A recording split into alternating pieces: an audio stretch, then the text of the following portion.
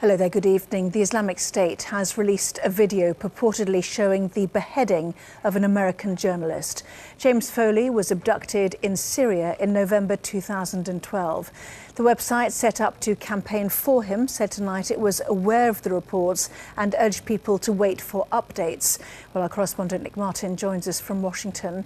And Nick, an incredibly difficult time for James Foley's families, but with implications too for President Obama. Tell us more. Yes, well, I mean, this video, which purports to be from the Islamic State, and I haven't watched it, is said to be enormously graphic, but with a message to America, it says.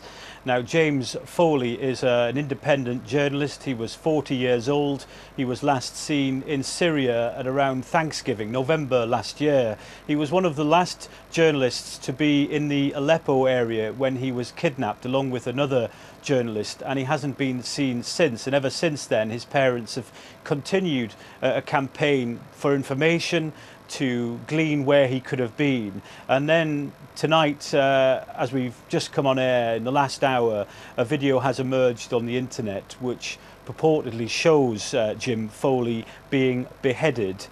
He's on his knees, he's dressed in orange, a man dressed in black is standing over him, and that man sounds, reports suggest, that he has a British accent. Now, James Foley had previously worked in Libya and had also been kidnapped there, and his parents had mounted a huge campaign for his release, and they were successful.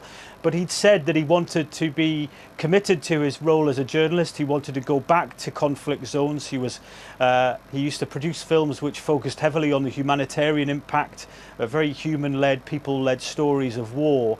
And colleagues on Twitter tonight, one I've just been reading, saying he was enormously kind and generous. Another journalist said they'd shared beers just a few days before he'd gone missing. So the emergence of this video and its clear graphic nature is a devastating twist in this story, and it will clearly be crushing for his family, who would have hoped against hope that whoever was holding him captive would have released him.